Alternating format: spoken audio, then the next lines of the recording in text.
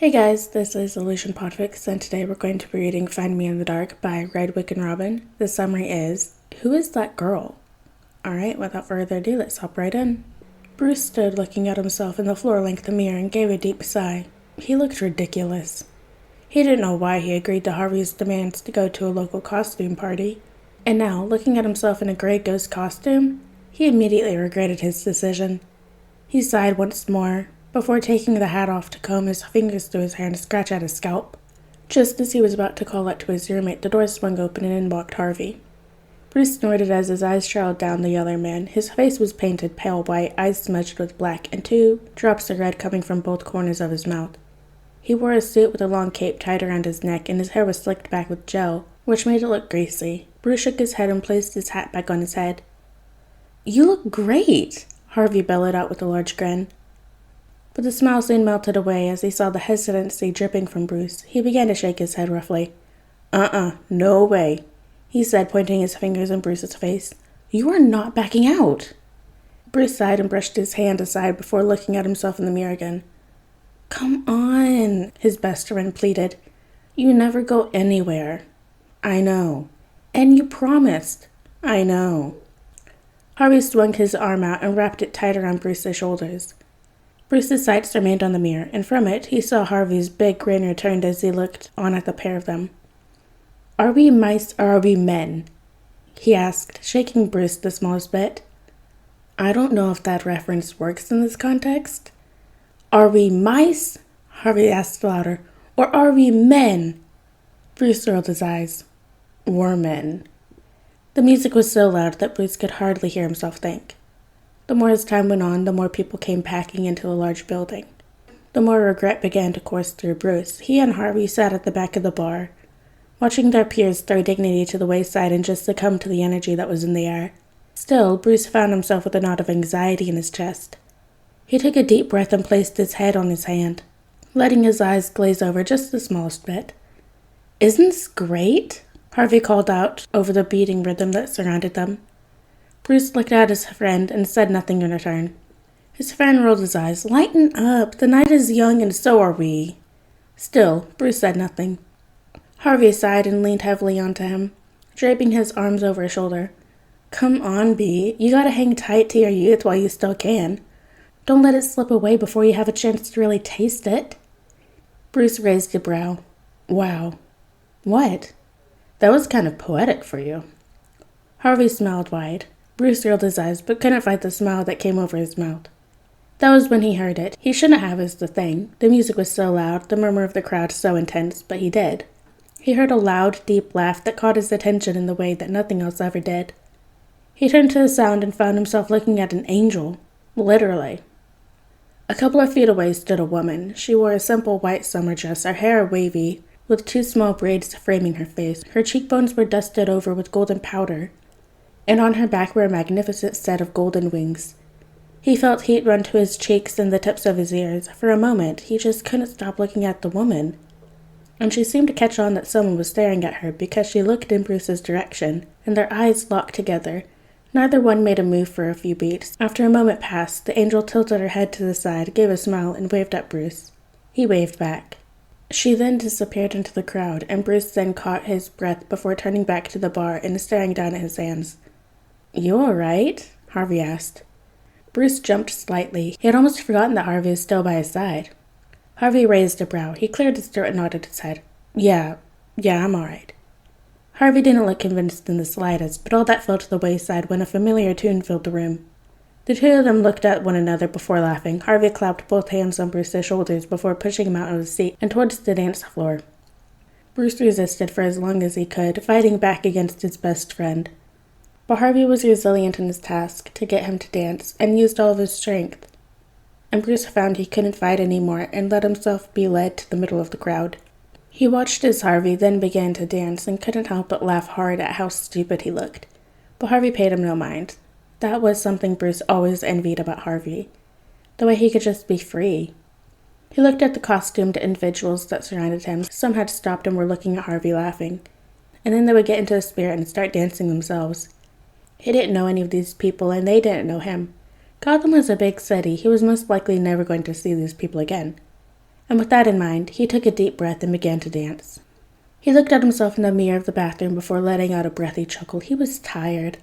Felt heavy but light at the same time. The music was muffled in this place, and he took his time to get his bearings straight. He had danced for some time, let himself be loose and wild, but then his body began to plead with him to stop for a while. He had left Harvey behind to gather himself and rest.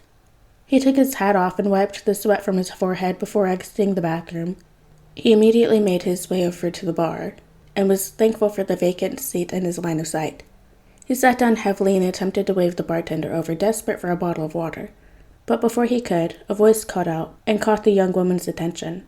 Bruce turned and found himself staring at the angel once more. He couldn't help the smile that came over his face at the sight of her. She was a little disheveled, but still radiated beauty. He reached up and attempted to wipe the smile from his lips, realizing that it was strange to do so. His eyes flitted back to her, and his mind raced. He thought of all the ways that he could approach her, all the things that he could say. One by one, he stamped all those situations down, and found a reason that it wasn't the right thing to say or do. He sighed at his own ridiculous nature. He had met many beautiful people, had dated a few of them in fact, yet he found the idea of just walking over and introducing himself to this one anxiety-inducing.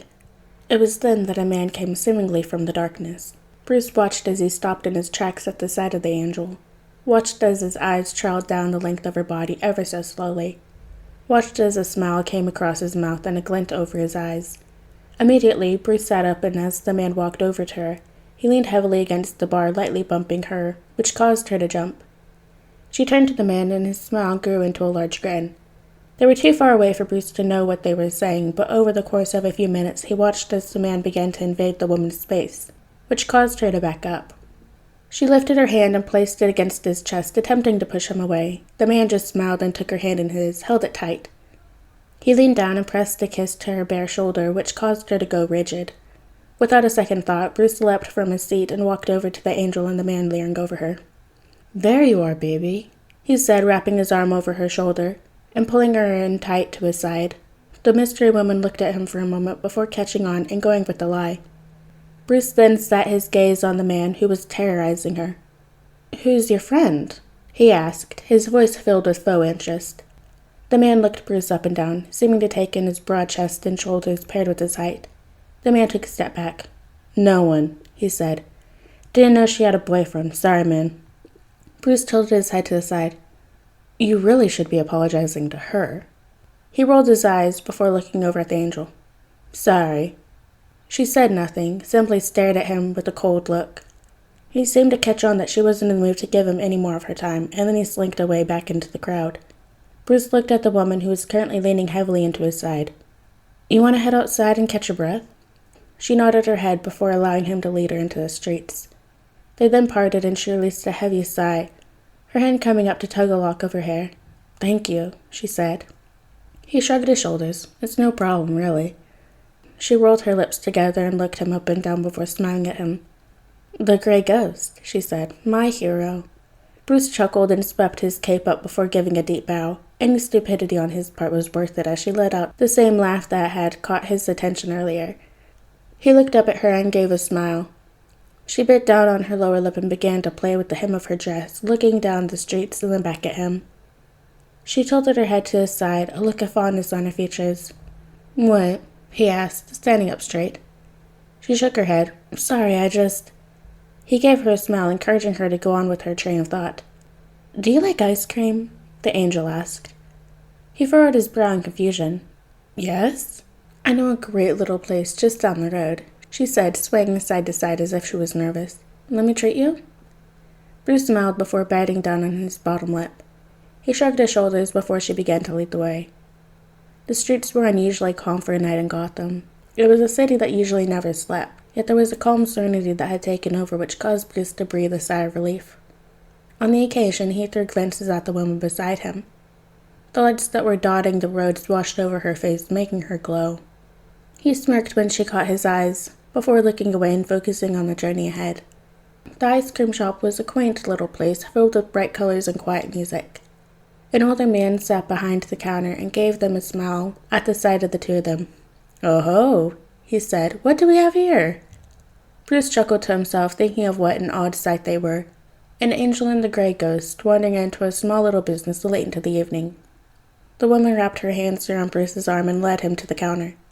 Together they walked up and down, scoping out all the different flavors. In the end, Bruce found himself a salted caramel while his companion held a bowl of peanut butter and chocolate blend in her hands. They continued to walk up and down the sidewalk, idle chatter filling the space in between them as they dipped into one another's flavors. "So," Bruce asked, "what brought you to that party?" She rolled her eyes. "My sister." "You?" "Roommate." She nodded her head before going back to her ice cream. She looked at him as she sucked on the spoon, tilting her head to the side and smiling around the utensil. "What? Who is your favorite gray ghost villain?" He laughed. The Midnight Devil?" She hummed. "I always liked his daughter. Always a tragedy. Her love story with the gray ghost." "Yeah." "You look cute, by the way," she said casually. Bruce felt his cheeks flame at that and gave a cough, which caused her to chuckle. "Tell me your name," she said, her voice softer than it had been all night. He looked into her eyes. "Bruce." "Talia." She then reached up, cupped his cheek, and leaned up to press her lips to his. Bruce froze for a moment before he reached up and wrapped his hand around the back of her head, kissing her back. She tasted of frozen dessert and of promises. Talia pulled back and gave him a smile that was just so beautiful that it caused Bruce to lose his breath for a moment. "I'm so happy I went to that fucking party," he murmured before leaning down and taking her lips again. Alright guys, and that is the end of Find Me in the Dark by Redwick and Robin. I hope you guys liked it, and I'll see you next video.